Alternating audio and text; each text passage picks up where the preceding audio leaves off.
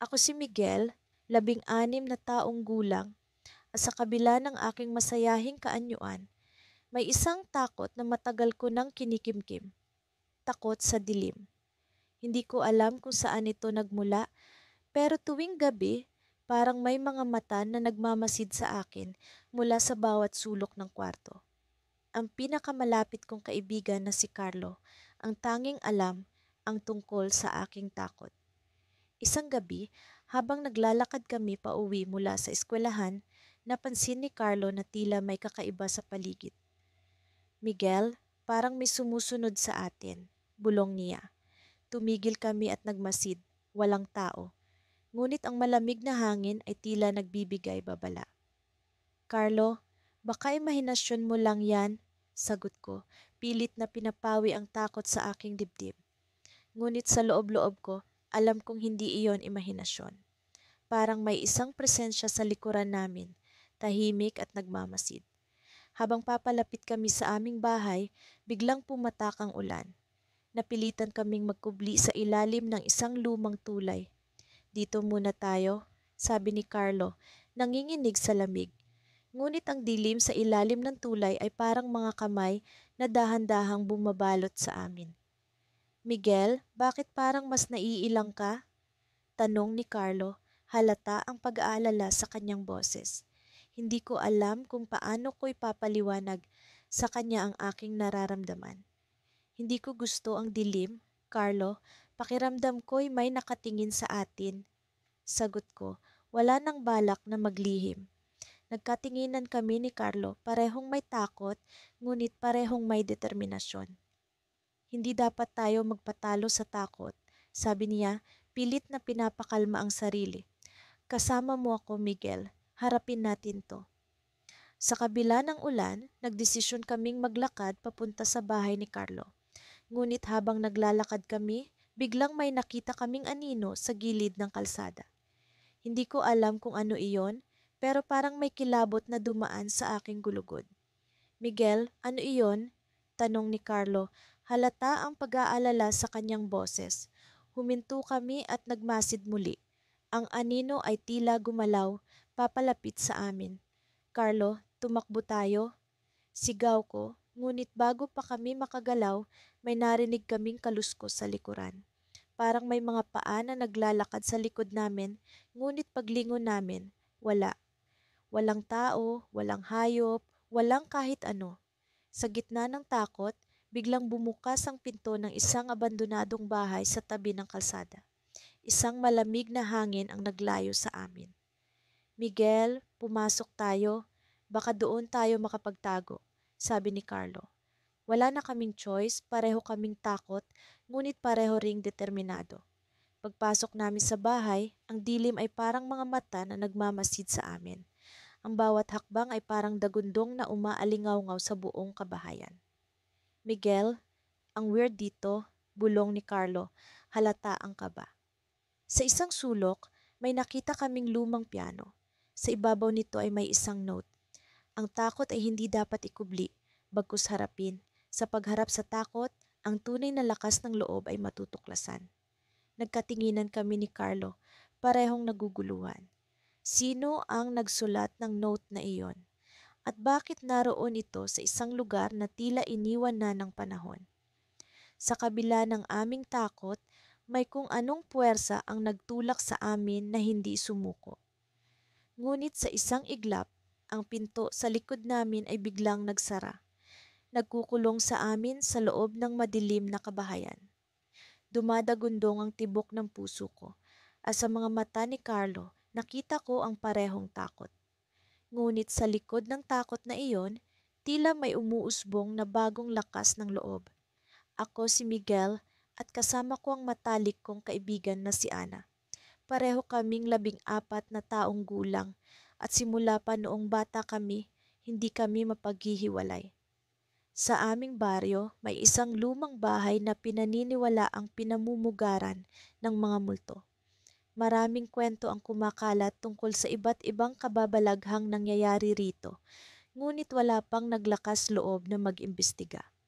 Hanggang sa isang araw, nagpasya kaming harapin ang aming takot at tuklasin ang lihim ng lumang bahay. Nagsimula ang aming paglalakbay sa isang maaliwalas na Sabado ng umaga. Habang naglalakad kami papunta sa lumang bahay, dama ko ang kaba sa aking dibdib. Ngunit sa kabila ng takot, naramdaman ko ang tiwala at lakas ng loob ni Ana. "Kaya natin to, Miguel," sabi niya, kasabay ng kanyang matamis na nangiti. Sa bawat hakbang, naramdaman ko ang tibay ng aming pagkakaibigan. Alam namin na anuman ang mangyari, hindi kami mag-isa. Pagdating namin sa harap ng bahay, bumungad sa amin ang makalumang istruktura nito. Ang pintura ay kupas na, at ang mga bintana ay tila matagal nang hindi nagagamit. Sa kabila ng kanyang kalumaan, may kakaibang hatak ang bahay na ito. Parang may mga mata itong nakamasid sa amin, nag-aanyaya ngunit nagbabantay. Pumasok kami sa loob at bumungad sa amin ang alikabok at amoy ng lumang kahoy. Ang sahig ay umuugong sa bawat hakbang namin at ang mga anino ng mga lumang kasangkapan ay tila sumasayaw sa liwanag mula sa aming mga daladalang flashlight. "Miguel, ano kaya ang misteryo ng bahay na ito?" tanong ni Ana habang palingalinga sa paligid. Hindi ko rin alam ang sagot, ngunit ang bawat sulok ay tila may kwentong gustong ipahayag. Sa aming pag-usad, napansin namin ang isang hagdanan patungo sa ikalawang palapag. Sa itaas may pintong bahagyang nakabukas. "Tara, tingnan natin," aya ni Ana. Sa bawat hakbang namin pataas, lalong tumitindi ang kaba sa aking dibdib. Ngunit sa likod ng takot, naroon ang excitement ng isang bagong tuklas. Pagdating namin sa ikalawang palapag, nakita namin ang isang silid na puno ng mga lumang gamit. Mga libro, larawan at iba't ibang bagay na tila iniwan ng mga dating nakatira rito. Habang iniisa-isa namin ang mga gamit, may nakita si Ana na isang lumang diary. "Miguel, tingnan mo ito," sabi niya, sabay abot sa akin ng diary. Binuksan namin ito at nagsimula kaming magbasa. Ang mga pahina ay puno ng kwento ng isang batang babae na nakatira sa bahay na ito noong unang panahon. Sa kanyang pagsusulat, naroon ang saya, lungkot at takot sa mga kwentong hindi niya maipaliwanag. Habang nagbabasa kami, biglang narinig namin ang isang tunog mula sa ibaba. Isang kalabog na tila may bumagsak. Nagkatinginan kami ni Ana, parehong nagulat ngunit puno ng curiosity. "Ano yon?" tanong niya, ngunit bago ko pa siya masagot, narinig namin ang mga yapak papunta sa direksyon namin. Ang puso ko'y lalong bumilis ang tibok, ngunit alam kong hindi kami maaaring umatras.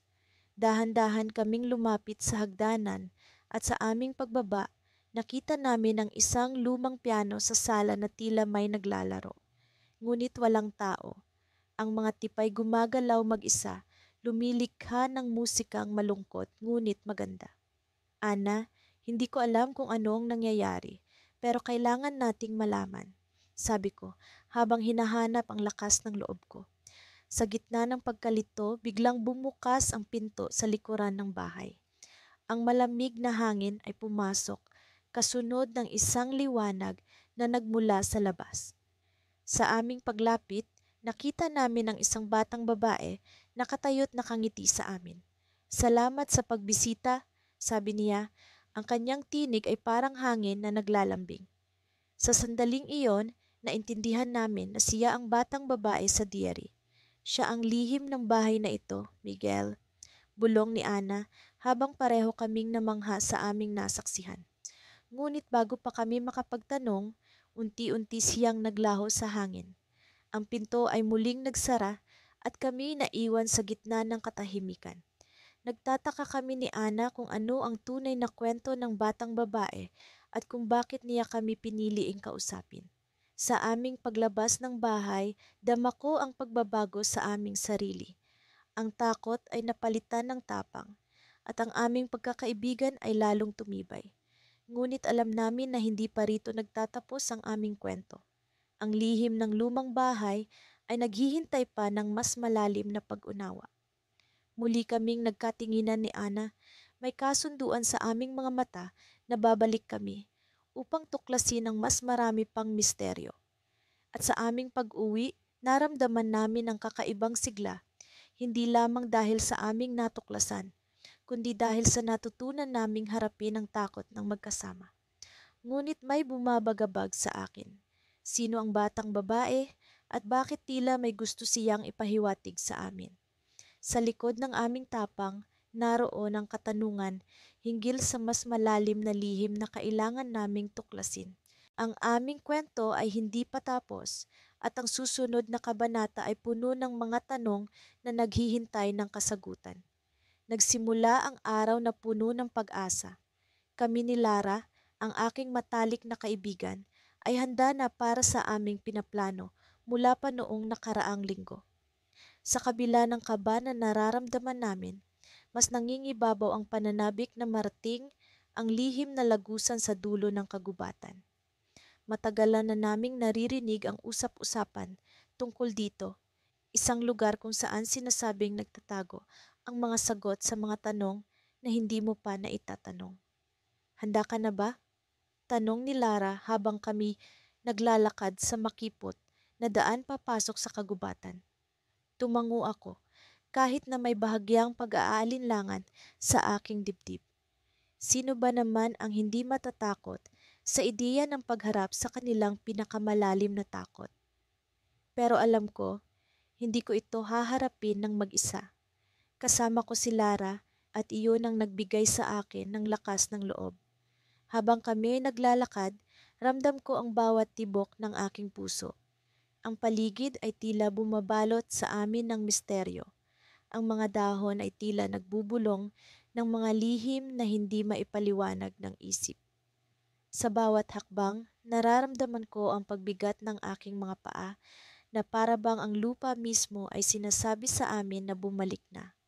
Ngunit hindi kami nagpatinag. Ang aming determinasyon ay mas matibay pa sa anumang takot na maaaring sumubok sa amin. Natatakot ka ba? Tanong ni Lara. Pansamantala kaming huminto sa ilalim ng isang matangkad na puno. Nakita ko ang bahagyang pag-aalala sa kanyang mga mata at alam ko na ang tanong na iyon ay hindi lamang para sa akin, kundi pati na rin para sa kanya. Oo, sagot ko. Pero mas matatakot ako kung hindi natin susubukan. Nagpatuloy kami sa aming paglalakbay hanggang sa marating ang isang maliit na liwasan sa gitna ng kagubatan. Doon, sa gitna, ay ang pintuan patungo sa lagusan, isang kahoy na pinto na tila luma na sa paglipas ng panahon, ngunit may kakaibang halina na hindi ko maipaliwanag. Ngayon, sa harap ng pintuang iyon, nararamdaman ko ang pag-apaw ng takot na matagal kong iniiwasan. Handa na ba tayo?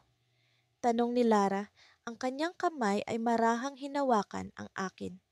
Tumango ako at sabay naming binuksan ang pinto. Ang lagusan ay tila walang katapusan, puno ng kadiliman at kawalang katiyakan. Ngunit sa likod ng aming mga takot, naroon ang pag-asa na sa dulo ng lagusang ito, ang aming mga pangarap ay matutupad.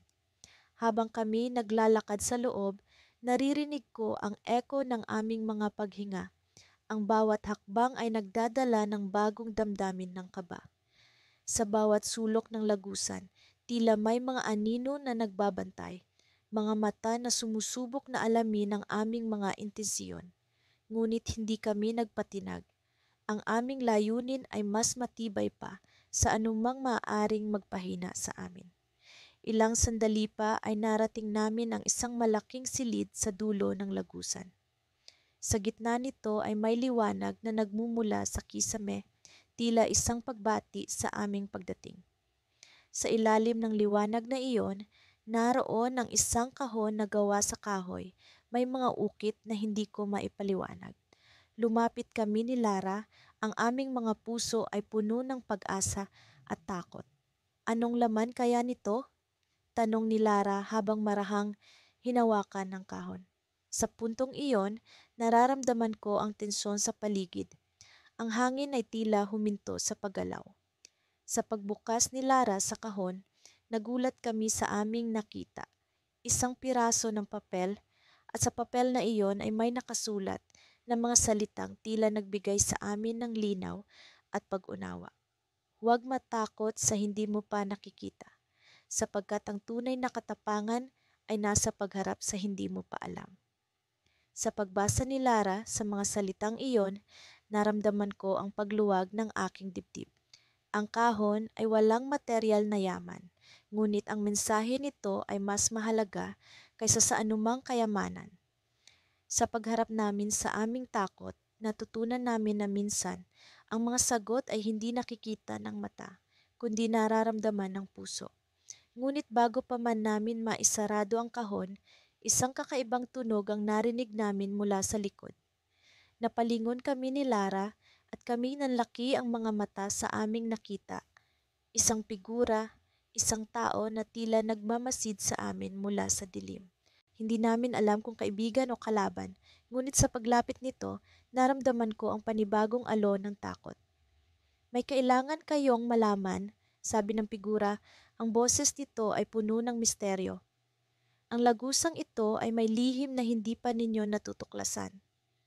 Bago pa man kami makapagtanong, unti-unting lumabo ang figura at sa isang kisap mata, ito'y naglaho.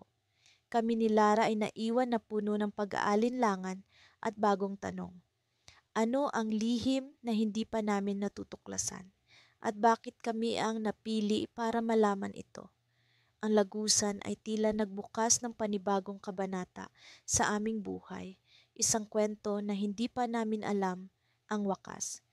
Ngunit sa kabila ng takot, alam namin na ang paglalakbay namin ay nagsisimula pa lamang.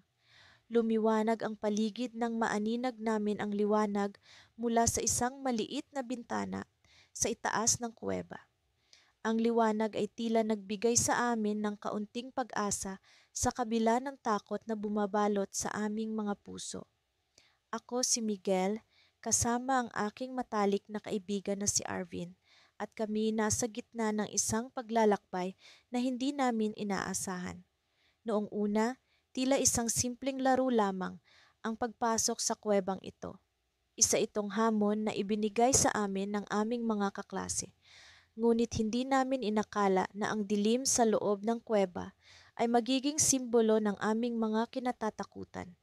Mga takot na matagalan na naming itinatago sa aming mga sarili. Habang unti-unti kaming naglalakad papalapit sa pinagmumula ng liwanag, naalala ko ang mga sandaling pareho kaming natatakot na ipakita ang aming mga kahinaan sa isa't isa. Kami mga kabataan na laging nagpapanggap na matapang upang makaiwas sa panghuhusga ng iba. Ngunit sa sandaling ito, wala kaming ibang magagawa kundi harapin ang aming mga takot. Miguel, naalala mo ba ang kwento ni Lolo tungkol sa mga bayani? Tanong ni Arvin habang pinipilit niyang kalmahin ang kanyang boses na nanginginig sa kaba. Oh, Arvin, sabi niya, ang tunay na bayani ay hindi natatakot na harapin ang dilim. Higit pa riyan, natutunan nilang yakapin ito upang makahanap ng liwanag. Sagot ko, nagtatangkang palakasin ang loob ni Arvin at pati na rin ang sarili ko. Sa bawat hakbang namin, nararamdaman ko ang pagigting ng kaba sa aking dibdib. Ngunit sa kabila nito, naramdaman ko rin ang kakaibang lakas mula kay Arvin. Mula sa kanyang mga mata, kitang-kita ko ang pagtitiwala at tapang na kahit kailan ay hindi ko pa nasilayan. Kung hindi natin ito susubukan, Miguel, paano natin malalaman kung may kakayahan tayong harapin ang kahit ano? Wika ni Arvin, na ngayon ay tila nagiging mas determinado. Sa kanyang mga salitang iyon, naramdaman ko ang unti-unting pagkatunaw ng takot sa aking puso. Sa halip, pinalitan ito ng determinasyon na hindi ko inaasahan. Sa paglapit namin sa liwanag, narinig namin ang ingay ng umaagos na tubig. Isang maliit na ilog pala ang nagtatago sa likod ng dilim ng kuweba. Agad na pumukaw ito ng aming atensyon. Ang tubig ay tila nagbibigay ng mensahe na sa kabila ng dilim, mayroong palaging pag-asa na naghihintay. Miguel, tingnan mo. Sabik na sigaw ni Arvin habang tinuturo ang direksyon ng ilog. Kaya pala may liwanag. Ang ilog na ito ang nagdadala ng liwanag mula sa labas. Sa sandaling iyon, naintindihan namin ang kahulugan ng aming paglalakbay. Hindi lamang ito tungkol sa pisikal na pagharap sa dilim ng kuweba, kundi pati na rin sa pagharap sa aming mga personal na takot. Natutunan naming ang liwanag ay palaging nariyan, kahit sa pinakaitim na bahagi ng aming mga buhay. Kailangan lang namin itong hanapin ng magkasama. Habang naglalakad kami palapit sa ilog, naramdaman ko ang pag-agos ng tubig sa aking mga paa. Isang pakiramdam ng kalayaan ang bumalot sa akin. Habang tinitingnan ko si Arvin, napagtanto ko na ang aming pagkakaibigan ang nagsilbing ilaw sa aming paglalakbay. Sa kabila ng aming mga kahinaan, natutunan naming harapin ang aming mga takot ng magkasama. Ngunit sa kabila ng kasiyahan na dulot ng bagong pagkatuklas, biglang bumuhos ang malakas na ulan sa labas. Ang tubig sa ilog ay mabilis na tumaas at napagtanto namin na kailangan naming umalis sa kuweba bago pa kami maipit sa loob nito. Miguel, kailangan natin itong gawin ngayon, nambarawa sigaw ni Arvin, habang ang tubig ay unti-unting umaabot sa aming tuhod. Ngunit sa sandaling iyon, isang bagay ang pumukaw sa aming pansin. Isang maliit na kahon na lumulutang sa ibabaw ng tubig. Agad kaming nagtungo rito at nang buksan namin ito, isang lumang mapa ang aming nakita. Ang mapa ay tila naglalarawan ng isang lugar na hindi pa namin naririnig. Miguel, ano ito? Tanong ni Arvin habang pareho naming tinitingnan ang kakaibang mapa. Sa kabila ng takot at panganib ng tumataas na tubig, ang mapa ay nagbigay sa amin ng bagong pag-asa. Isang bagong paglalakbay na tila naghihintay sa amin. Ngunit bago pa man namin lubusang mapag-isipan ito, naramdaman namin ang pag-agos ng tubig na pumupuwersa sa aming lumangoy palabas ng kuweba. Habang kami nagmamadaling lumangoy, isang katanungan ang bumalot sa aking isipan. Ano kaya ang misteryo ng mapa? Sa kabila ng takot na dulot ng sitwasyon, nararamdaman ko ang kakaibang pananabik na dulot ng bagong paglalakbay na naghihintay sa amin. Ngunit ang aming oras sa loob ng kuweba ay limitado at ang aming kinabukasan ay tila nakatali sa misteryong dala ng lumang mapa. Hindi ko inakalang darating ang araw na ito sa ganitong paraan. Si Lila at ako ay natutunan na ang maraming bagay tungkol sa aming sarili at sa isa't isa sa mga nakaraang linggo. Subalit ngayong gabi, sa harap ng isang madilim at tila walang katapusang kagubatan, nararamdaman ko ang isang kakaibang kaba. Ang takot ay tila isang malamig na hangin na bumabalot sa aking katawan, ngunit alam kong hindi ko ito haharapin ng mag-isa. Handa ka na ba? Tanong ni Lila habang inaayos ang strap ng kanyang backpack. Nakangiti siya, ngunit ramdam ko ang bahagyang panginginig ng kanyang boses. Oh, pero kinakabahan pa rin ako, pag-amin ko. Ngunit nandito ka naman kaya natin ito. Tumango siya at sabay kaming humakbang papasok sa kagubatan. Ang dilim ay tila may sariling buhay, sumasayaw sa paligid namin, habang ang aming mga hakbang ay nag-iiwan ng bahagyang kaluskos sa tuyong mga dahon. Ang aming layunin upang mahanap ang misteryosong lumang kubo na sinasabing naglalaman ng mga lihim ng mga ninuno sa aming nayon. Habang naglalakad kami, naalala ko ang mga kwento ng matatanda. Sinasabi nilang ang kubo ay may mga nakatagong kasagutan sa mga tanong na matagal nang bumabagabag sa aming nayon. Ang takot ay nagmumula sa hindi alam, at ito ang aming misyon, ang harapin ang hindi kilala at alamin kung ano ang nasa likod ng mga alamat. Alam mo bang minsan, iniisip ko kung ano nga ba ang tunay na takot? Biglang tanong ni Lila, binabasag ang katahimikan. Ang takot ay parang anino, sabi ko habang iniisip ang aking sagot. Nandyan lang siya kapag may liwanag, pero kapag nilapitan mo, naglalaho. Ngumiti si Lila at sabay naming inalala ang mga pagkakataong hinamon namin ang aming mga sarili. Mula sa simpleng pag-akyat sa puno hanggang sa pagharap sa mga hindi patas na sitwasyon sa paaralan, palagi kaming magkasama. Ang aming pagkakaibigan ang naging sandigan namin sa mga oras ng pangamba. Sa gitna ng aming pag-uusap, napansin ko ang isang kakaibang liwanag sa kalayuan. Tingnan mo iyon, sabi ko, itinuturo ang direksyon ng liwanag. Parang kandila. Nagmamadali kaming lumapit at sa aming pagkabigla, natagpuan namin ang isang maliit na clearing. Naroroon ang kubo, mas luma at mas mistiko kaysa sa inaasahan namin. Ang liwanag na aming nakita ay nagmumula sa isang maliit na bintana nito.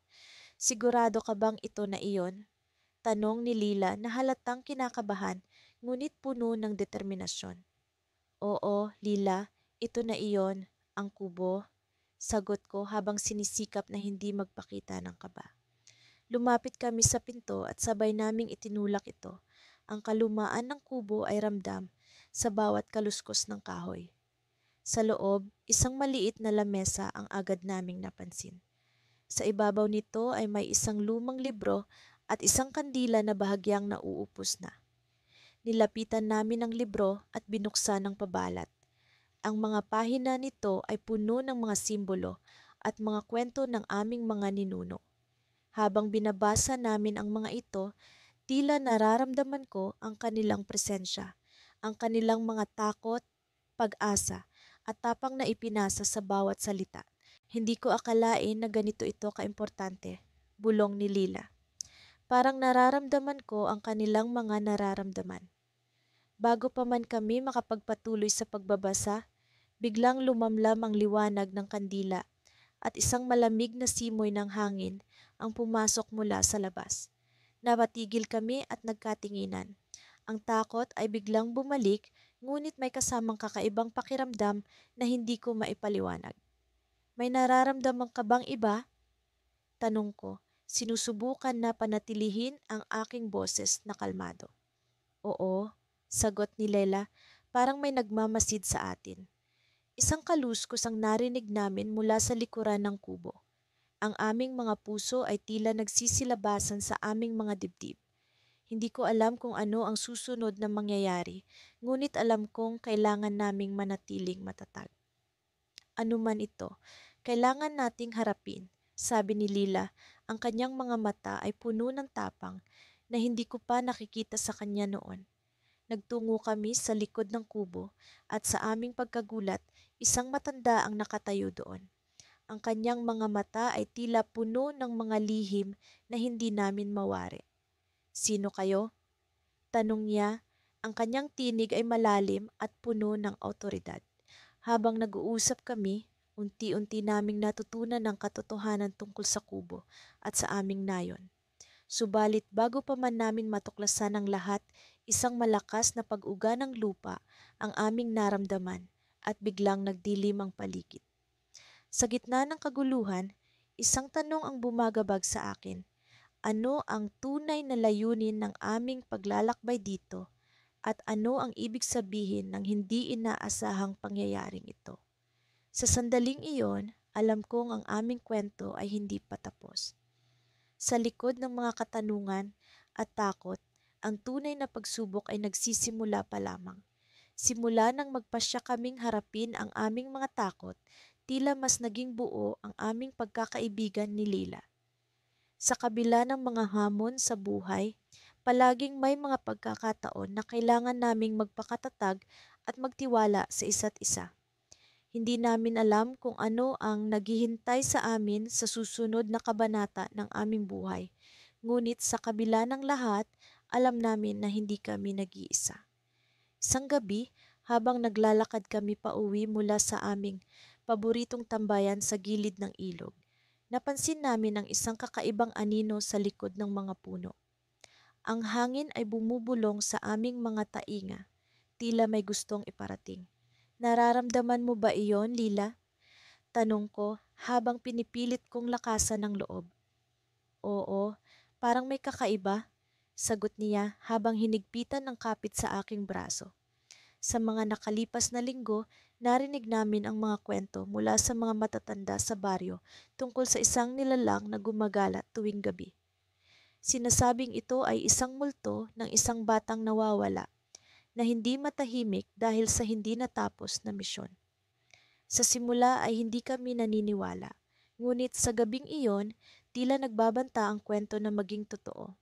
Habang papalapit kami sa kalsada pauwi, biglang may narinig kaming kaluskos sa likuran.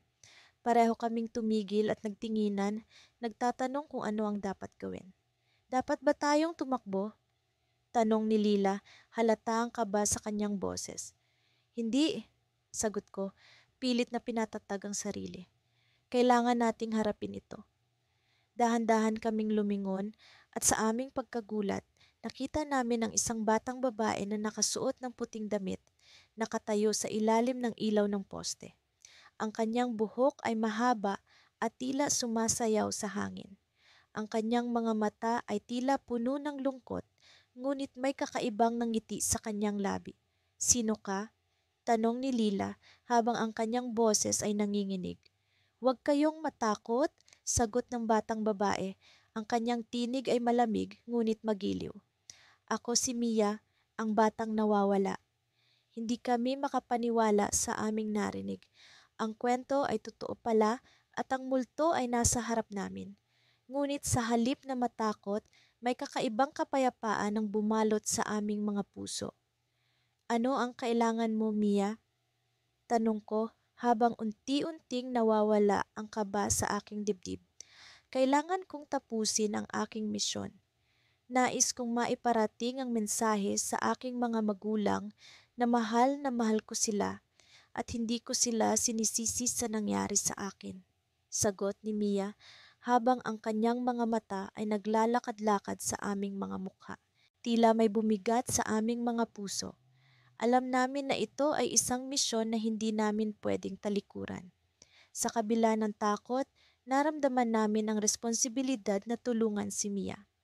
Paano namin magagawa iyon? Tanong ni Lila, puno ng determinasyon. Kailangan ninyong sabihin sa kanila. Ipakita ang inyong tapang at iparating ang aking mensahe, sagot ni Mia habang unti-unting naglaho ang kanyang anyo sa hangin. Naiwan kaming nakatayo roon at ang aming mga puso ay puno ng bagong layunin. Alam namin na hindi magiging madali ang aming misyon, ngunit ito ang tamang gawin. Sa kabila ng takot, kami ay nagpasya. Kaya natin ito, Lila, sabi ko habang hawak ang kanyang kamay. Ngunit sa aming pag-uwi, isang kakaibang pakiramdam ang bumalot sa amin. Tila may mga matang nakatingin sa amin mula sa kadiliman. Hindi namin alam kung ito ay bunga lang ng aming imahinasyon o may iba pang nilalang na nagmamasid. Nararamdaman mo ba iyon? Tanong ni Lila habang ang kanyang boses ay puno ng pag-aalala. Oo, sagot ko habang pilit kong inilalaban ng takot. Pero hindi tayo pwedeng umatras. Sa aming paglalakad, patuloy kaming nakaramdam ng mga kaluskos sa likuran. Hanggang sa bigla na lang may sumulpot na liwanag sa aming harapan. Ang ilaw ay bumalot sa amin at sa isang iglap kami ay napadpad sa isang lugar na hindi namin inaasahan. Sa harap namin ay isang pamilyar na tanawin, ngunit may kakaibang pakiramdam. Lila, nasaan tayo? Tanong ko habang pilit kong iniintindi ang nangyayari. Ngunit bago pa man siya makasagot, isang tinig ang biglang sumulpot mula sa kawalan. Maligayang pagdating sa mundo ng mga nawala. Ang boses ay matatag at puno ng misteryo. Kami ay nagkatinginan, puno ng pagkalito at takot. Hindi namin alam kung paano kami nakarating doon, ngunit isang bagay ang sigurado.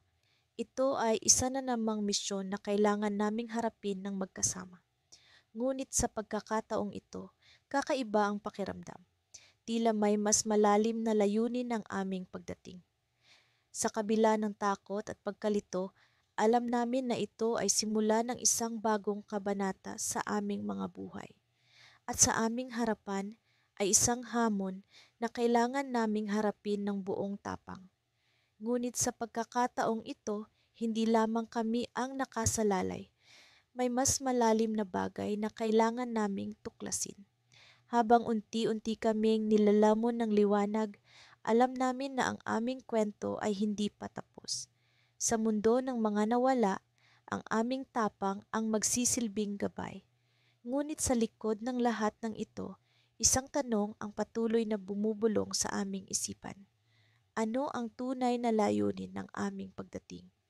Ang dilim ng gabi ay tila kumot na bumabalot sa amin habang naglalakad kami ni Miguel sa makipot na daan patungo sa lumang abandonadong bahay sa dulo ng baryo.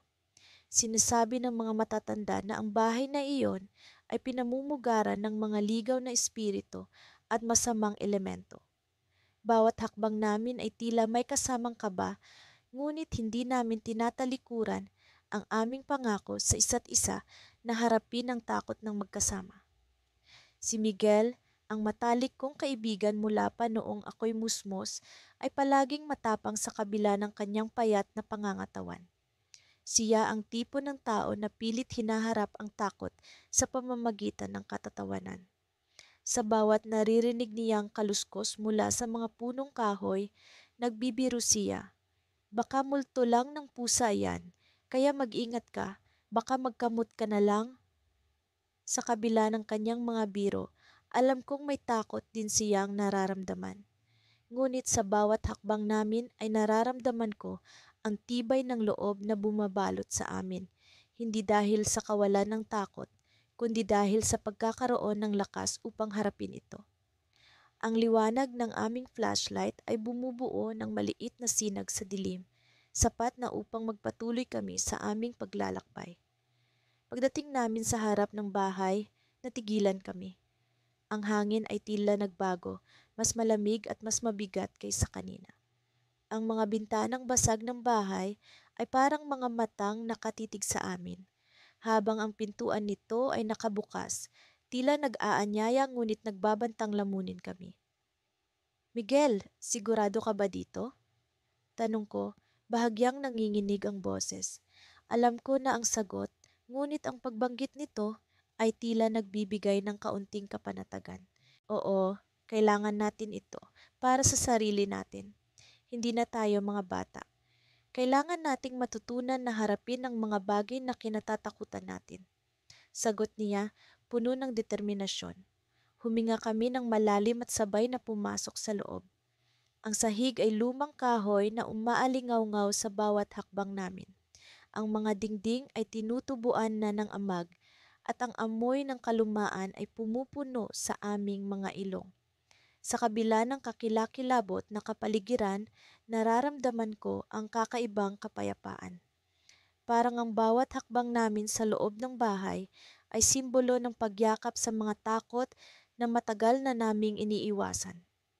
Habang iniikot namin ang loob, napansin ko ang isang lumang larawan na nakasabit sa dingding. Ito ay larawan ng isang batang babae na kangiti, ngunit tila may lungkot sa kanyang mga mata. Lumapit kami ni Miguel upang tingnan ito ng mas mabuti at doon namin napansin ang isang maliit na sulat kamay na nakasulat sa gilid ng larawan. Huwag kang matakot, kasama mo ako. Nagkatinginan kami ni Miguel, parehong nagtataka at medyo natatakot. Ano ang ibig sabihin ng mensahe? Sino ang batang babae sa larawan? Biglang may narinig kaming kaluskos mula sa likuran. Agad kaming umiwas at tumingin sa aming paligid. Ang pintuan na kanina'y nakabukas ay biglang bumagsak at ang hangin ay mas lumakas, tila may puwersang nagtutulak sa amin palabas. Miguel, anong gagawin natin? Mukhang hindi tayo welcome dito, bulong ko, habang mahigpit na hawak ang kanyang braso.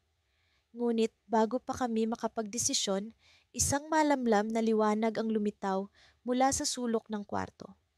Isang figura ang unti-unting nagpakita, isang batang babae katulad ng nasa larawan. Nakangiti siya, ngunit may lungkot pa rin sa kanyang mga mata.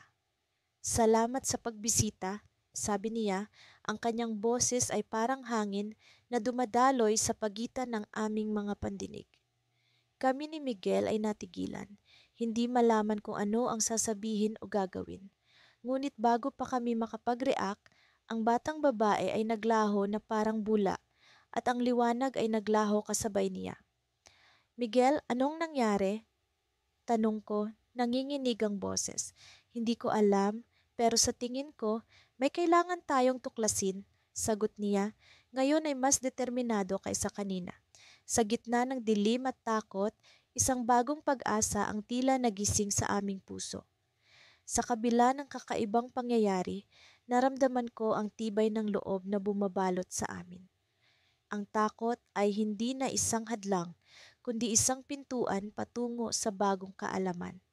Habang papaalis kami sa lumang bahay, alam kong hindi iyon ang katapusan ng aming pakikipagsapalaran.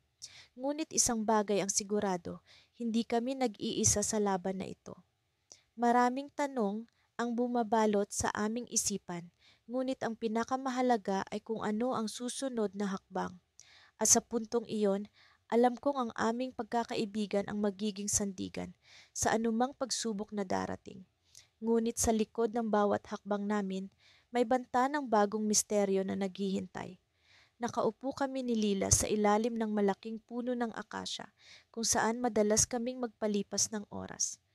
Ang hangin ay tila nagsasayaw kasabay ng mga dahon at ang sikat ng araw ay malambing na dumadaloy sa mga sanga. Sa mga oras na ganito, pakiramdam ko'y ligtas kami sa lahat ng takot at pangamba. Pero alam ko na hindi ito magtatagal. Ang kagubatan na ito ay may lihim na matagal na naming iniwasang tuklasin. Ngayon, nararamdaman ko ang pangangailangan na harapin ito hindi lamang para sa amin, kundi para sa iba pang tulad namin na natatakot pa rin. Sigurado ka bang kaya natin ito? Tanong ni Lila, hawak ang aking kamay. Ramdam ko ang panginginig ng kanyang mga daliri. Pareho kaming kinakabahan pero buo ang loob ko. Kailangan natin, sagot ko. Hindi na tayo pwedeng magtago. Kung hindi ngayon, kailan pa? Tumayo kami, binabalot ng pananabik at kaba ang aming mga puso. Ang daan patungo sa puso ng kagubatan ay palubak-lubak, puno ng mga tinik at makakapal na halaman. Ngunit sa kabila ng mga hadlang, ang aming determinasyon ay mas matibay pa sa bakal. Matagal na naming naririnig ang kwento tungkol sa anino ng kagubatan. Sinasabi ng matatanda na may nilalang na nagbabantay dito.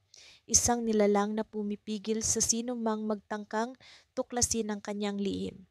Maraming beses na naming pinag-isipan ng kwento, ngunit ngayon, hindi na ito usapin ng takot. Isa itong usapin ng katotohanan.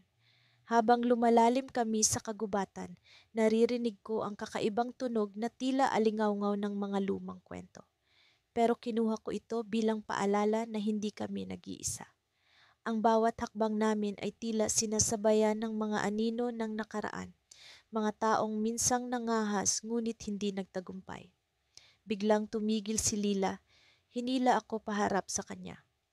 May nararamdaman ka bang kakaiba?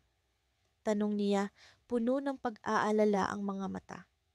Nakinig ako sa paligid, pilit na inaalam kung ano ang kanyang tinutukoy. Sa kabila ng katahimikan, may naririnig akong mabigat na paghinga. Hindi mula sa amin, kundi mula sa kalaliman ng kagubatan. Hindi pa man namin napagtanto kung ano iyon, may biglang lumitaw na figura mula sa mga anino. Isang matandang lalaki, ang kanyang mukha ay puno ng hiwaga at karunungan.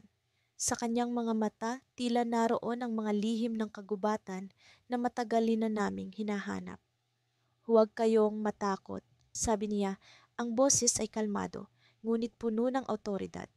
Ako ang bantay ng kagubatan. Matagal ko na kayong inaabangan. Sa una, hindi kami makapagsalita. Sino siya? Ano ang kanyang nais? Ngunit sa halip na magtanong, naramdaman ko ang paghimok na makinig. Ano ang kailangan mo sa amin? Tanong ni Lila, pilit na pinapalakas ang loob. Ang kagubatan ay may lihim na dapat na ninyong malaman, sagot ng matanda. Ngunit ito'y hindi para sa inyo lamang. Para ito sa lahat ng nangangamba at natatakot. Ang lihim na ito ay ang susi sa tapang na hinahanap ninyo. Lumapit siya sa amin at sa isang iglap, naramdaman ko ang pagbabago sa hangin. Ang takot na kanina'y bumabalot sa akin ay unti-unting napalitan ng kakaibang lakas. Tila ba ang kagubatan mismo ang nagbibigay ng lakas na ito. May oras pa. Kailangan ninyong gamitin ang natutunan ninyo sa loob ng kagubatan. Hindi ito para sa inyo lamang, kundi para sa lahat ng nangangailangan. Sa kanyang pag-alis, iniwan niya sa amin ang isang bagay, isang maliit na kahon na yari sa kahoy. Hindi ko alam kung ano ang laman nito, kung ano ang kahulugan nito. Pero alam ko na ito ang susi sa susunod naming hakbang. Habang binuksan ko ang kahon, naramdaman ko ang kakaibang enerhiya na tila pumupuno sa akin. Ngunit bago ko pa man makita ang laman nito, biglang nagbago ang paligid. Ang liwanag ay naglaho at ang dating mapayapang kagubatan ay naging estranghero sa aming paningin. Ano ang nangyari? Ano ang laman ng kahon? Sa gitna ng kadiliman, naramdaman ko ang pag-aalala ni Lila. Ngunit sa kabila ng lahat, alam ko na ang aming tapang ay hindi na kayang sirain ng kahit ano. Ang aming paglalakbay ay nagsisimula pa lamang at ang lihim ng kagubatan ay magbubukas ng bagong daan. Ngunit ang susunod na hakbang ay hindi na para sa amin lamang. Sa likod ng kadilimang ito, nandoon ang pag-asa ng marami. At sa kabila ng lahat ng takot, natutunan namin ang halaga ng pagtitiwala at tapang, ang mga bagay na magdadala sa amin sa susunod na yugto ng aming paglalakbay. Nang pumasok kami sa lumang gusali, dama ko kaagad ang bigat ng hangin. Ang malamlam na ilaw mula sa mga lumang bumbilya ay nagbigay ng kakaibang anino sa bawat sulok, na tila ba may mga matang nakamasid sa amin mula sa kadiliman. Kami ni Miguel ay naglakad ng dahan-dahan, ang ingay ng aming mga hakbang ay tila bumabasag sa katahimikan ng paligid. Sigurado ka ba dito, Ana? Tanong ni Miguel, halatang kinakabahan. Hindi ko siya masisisi. Ang gusaling ito ay matagal nang iniiwasan ng mga tao sa aming baryo. Sabi-sabi, may mga kaluluwa raw na hindi matahimik dito. Ngunit para sa akin, ito na ang pagkakataon upang harapin ang takot na matagal nang nakabalot sa aking puso. Kasama ko si Miguel at alam kong hindi kami pababayaan ng isa't isa. Oo, Miguel, kailangan natin itong gawin. Sagot ko ng may determinasyon. Hindi na tayo pwedeng magtago sa takot. Kung hindi natin ito haharapin, mananatili itong multo sa ating isipan. Isang malakas na hangin ang dumaan sa koridor, tila ba may bumubulong sa amin na tumigil na. Ngunit sa halip na umatras, lalo kaming naglakad ng mas maingat. Naramdaman ko ang init ng kamay ni Miguel nang hawakan niya ang akin. Isang simpleng kilos, ngunit punong-puno ng lakas at suporta. Habang patuloy kaming naglalakad, nagsimula akong makaramdam ng mga alaala ng aking kabataan. Ang mga oras na nagtatago ako sa ilalim ng kumot tuwing may bagyo. Ang mga gabing natatakot akong mag-isa sa bahay, iniisip na may mga aninong nagtatago sa dilim. Ngunit ngayon, malaki na ang ipinagbago ko. Sa bawat hakbang, unti-unti kong nararamdaman ang lakas na dulot ng aming pagkakaibigan ni Miguel. Nang makarating kami sa dulo ng koridor, isang malaking pintuan ang bumungad sa amin. May mga bakas ng kalawang ito at tila ba matagal nang hindi binubuksan. Ngunit sa likod ng pintuang ito, alam kong naroon ang sagot sa aming takot. Nagkatinginan kami ni Miguel at sa isang iglap, sabay kaming kumilos upang buksan ito. Sa loob ng silid, isang maliit na mesa ang naroon. Sa ibabaw nito ay may isang lumang journal, tila ba iniwan ng kung sino man ang huling taong nagpunta dito. Kinuha ko ito at binuksan, ang mga pahina ay puno ng alikabok at halos hindi na mabasa ang mga sulat. Ngunit sa aking pamimilit, isa-isa kong naintindihan ang mga mensaheng nakasulat dito. Maraming kwento ang naroon, mga kwento ng pag-asa, pagkalungkot at pagbangon. Mga kwento ng mga taong natutong harapin ang kanilang takot, mga taong natutong magpatawad at magpatuloy. Ang journal na ito ay tila ba isang tala ng mga kaluluwang hindi matahimik na sa kanilang pagsulat natutunan nilang patawarin ang kanilang sarili at harapin ang kanilang kinatatakutan. Miguel, tingnan mo ito, sabi ko habang ipinapakita sa kanya ang isang pahina. Parang tayo, parang ang kwento natin. Habang binabasa ni Miguel ang journal, ramdam ko ang pag-alis ng bigat sa aking dibdib. Ang gusaling ito, na dati puno ng takot, ay nagiging simbolo na ng pag-asa. Isang lugar kung saan natutunan namin ang halaga ng pagkakaibigan at ang lakas na dulot ng pagtanggap sa sarili. Ngunit bago pa man kami tuluyang makalabas sa silid, isang kakaibang tunog ang narinig namin mula sa likuran. Isang tunog na tila ba may bumagsak na kung ano. Nagkatinginan kami ni Miguel at sa aming mga mata, alam kong pareho naming naramdaman ang kaba. Dapat na yata tayong umalis. Bulong ni Miguel, ngunit hindi kami kumilos. Sa halip, naghintay kami sa anumang susunod na mangyayari. At doon, sa sulok ng silid, nakita namin ang isang anino na unti-unting lumilitaw. Isang figura ng tao, ngunit hindi pa rin malinaw sa aming paningin. Tila ba may gustong sabihin sa amin, ngunit hindi namin maipaliwanag kung ano. Sa bawat segundo, nararamdaman ko ang pagtaas ng tensyon sa paligid. Miguel, ano kaya ito? Tanong ko, habang pilit na iniintindi ang aming nakikita. Ngunit bago pa man kami makagalaw, ang figura ay nagsalita. Tumuloy kayo. Hindi pa dito nagtatapos ang inyong kwento. Sabi nito, ang tinig ay puno ng pag-asang hindi namin inaasahan. At sa sandaling iyon, alam kong hindi pa tapos ang aming paglalakbay. Isang bagong kabanata ang naghihintay para sa amin.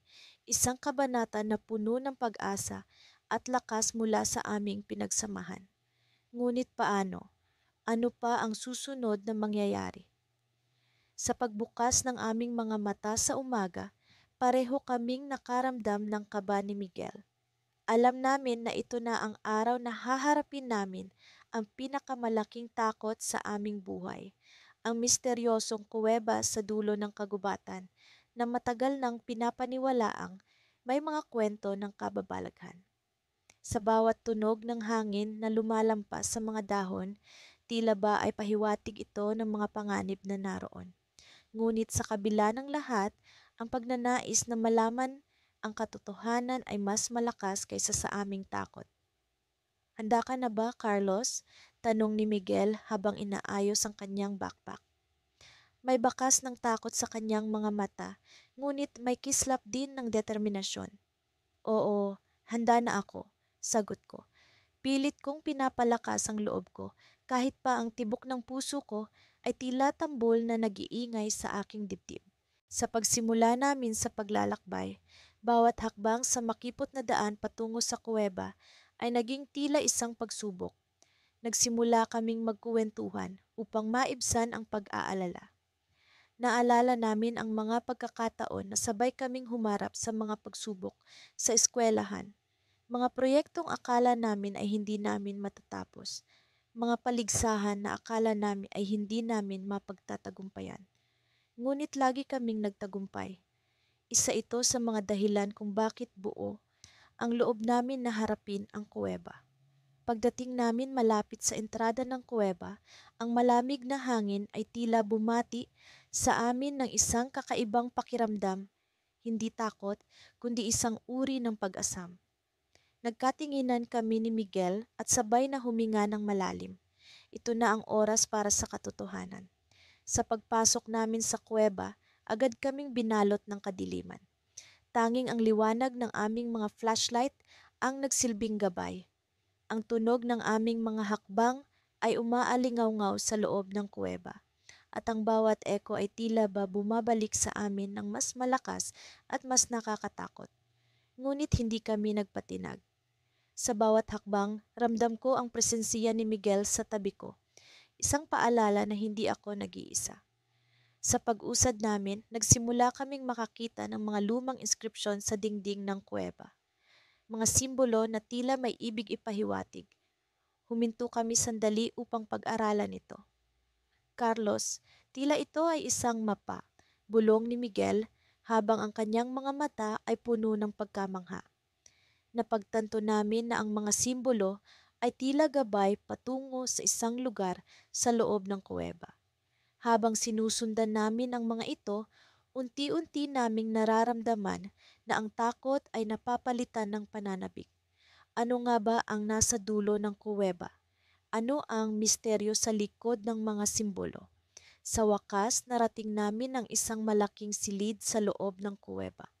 Ang mga dingding nito ay puno ng mga ukit ng kwento ng mga sinaunang tao. Mga kwento ng kanilang lakas, tapang at pag-asa sa gitna ng kadiliman. Ang silid ay tila isang sagradong lugar, puno ng enerhiya na bumabalot sa amin. Ngunit sa kalagitnaan ng aming pagkamangha, biglang may narinig kaming ingay mula sa likuran. Isang bagay ang gumagalaw, isang anino na tila sumusunod sa amin. Nagkatinginan kami ni Miguel at alam namin na ito na ang oras para magdesisyon. Mananatili ba kami sa silid upang tuklasin pa ang mga kwento o babalik kami sa labas upang harapin ang kung anumang panganib ang paparating? Sa kabila ng takot, pinili naming manatili. Hawak kamay namin ni Miguel na hinarap ang anino, handa sa kahit anumang mangyari. Sa aming pagkabigla, ang anino ay nagmula sa isang matandang tagapag-alaga ng kuweba. Isang taong matagal nang naninirahan sa loob nito. Pinapangalagaan ang mga kwento ng lakas at tapang ng kanyang mga ninuno. Tinanggap niyo ang hamon, sabi ng matanda, tila ba isang pagsaludo sa aming katapangan. Ngunit may mas malaking kwento pa ang naghihintay sa inyo. Sa mga sandaling iyon, napagtanto namin ni Miguel na ang takot na bumabalot sa amin ay hindi lamang tungkol sa kadiliman ng kuweba, kundi ang takot na hindi namin malaman ang buong katotohanan. Ngunit ngayon, sa harap ng matandang tagapag-alaga, alam namin na ang aming paglalakbay ay hindi patapos. May mas malalim pang misteryo na naghihintay para sa amin. Isang kwento na magbabago sa aming pananaw sa lakas at tapang. Habang binabalot kami ng kadiliman, naramdaman namin ang liwanag ng pag-asa sa aming mga puso. Ito ang simula ng bagong yugto sa aming paglalakbay, ang pagharap sa takot at pagtuklas ng katotohanan sa likod ng kadiliman. Ngunit sa ngayon, kami ni Miguel ay nagdesisyon na manatili upang tuklasin ang misteryo ng kuweba at ang kwento ng matandang tagapag-alaga.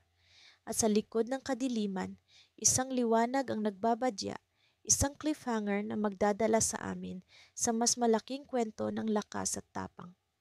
Hindi ko inasahan na ang gabing iyon ang magiging simula ng isang hindi malilimot na kabanata sa aming buhay ni Arvin. Nagsimula ito sa simpleng pag-uusap tungkol sa mga plano namin sa buhay, pero ang bawat salitang binitiwan namin ay tila paghahanda sa isang mas malalim na pagsubok. Habang kami naupo sa ilalim ng mga bituin, naalala ko ang mga panahong takot na takot ako sa dilim at kung paano ako natutong harapin ito kasama ni Arvin. Siya ang aking liwanag sa kadiliman, ang aking lakas tuwing ako'y nanghihina. Alam mo, minsan iniisip ko kung ano ang mangyayari kapag dumating ang araw na hindi na tayo matatakot. Wika ni Arvin habang nakatingin sa maaliwalas na kalangitan. Kung paano natin haharapin ang mga bagay na hindi natin inaasahan. Sumagot ako ng may pag-aalinlangan. Siguro, magiging madali na lang ang lahat, pero sa totoo lang, parang hindi iyon ang mahalaga. Ang mahalaga ay kung paano natin nalampasan ang takot na iyon. Tumango siya at napansin kong may kakaiba sa kanyang mga mata. Hindi ko matukoy kung iyon ay kaba o kasabikan, pero alam kong may binabalak siya. Sa kabila ng pagkakaibigan namin, may mga bagay pa rin kaming hindi pinag-uusapan ng malalim, mga takot na hindi namin nais ipakita sa isa't isa. Bigla niyang inabot ang kanyang bulsa at may inilabas na isang maliit na kahon. May sasabihin ako sa iyo, aniya, halatang nag-aalinlangan. Pero kailangan ko munang malaman kung handa ka. Hindi ko alam kung ano ang ibig niyang sabihin, pero sa loob-loob ko, handa na akong malaman ang katotohanan. Huwag kang mag-alala, nandito ako. Ano man yan, haharapin natin ng magkasama. Dahan-dahan niyang binuksan ang kahon at sa loob nito ay may isang sinaunang susi. Ito ay ang susi sa lumang bahay ng lolo ko na matagal nang pinabayaan. Maraming kwento ang ikinuwento niya sa akin tungkol dito na may mga lihim na nakatago sa loob. Napaisip ako at ang damdamin ng pag-usisa ay bumalot sa akin. Ano ang ibig mong sabihin? Anong mga lihim? Nang huling makita ang bahay, may narinig akong bulungan. Hindi ko alam kung ano iyon, pero may isang bahagi sa akin na nagsasabi na kailangan natin itong malaman. Ngunit, may takot din ako. Sa kabila ng kanyang pangungusap, nakita ko ang pag-aasam sa kanyang mga mata. Arvin, kung ito ay isang bagay na kailangan mong harapin, nandito ako. Magkasama tayong haharapin ng kahit ano. Tumayo siya at inabot ang susi sa akin. Kung gayon, simulan natin ito. Bukas, pupunta tayo sa lumang bahay. Pagkaalis namin sa ilalim ng mga bituin, ang kaba ay nagbigay daan sa kasabikan. Alam namin na ito ay magiging isang paglalakbay na puno ng hindi inaasahang mga pagsubok. Ngunit sa bawat hakbang, kami ay nagiging mas determinado. Kinabukasan, habang papunta kami sa lumang bahay, ramdam ko ang malamig na simoy ng hangin na tila nagbigay babala sa amin. Ang bahay ay nakatayo na parang isang matandang bantay, naglalabas ng aura ng misteryo na hindi mo maipaliwanag. Ang mga bintana nito ay nakasarado at ang paligid ay tahimik na tila ang lugar ay matagal nang hindi binibisita. Nang buksan ni Arvin ang pinto gamit ang susi, isang malamig na simoy ang sumalubong sa amin. Sa loob, ang mga dingding ay puno ng alikabok at ang sahig ay natatakpan ng mga dahon. Ang bawat hakbang namin ay naglalabas ng munting tunog na tila ang bahay ay nagising mula sa pagkakahimbing. Habang iniikot namin ang loob, napansin namin ang isang pinto na may kakaibang ukit. Ito siguro ang sinasabi ng lolo mo, bulong ko kay Arvin.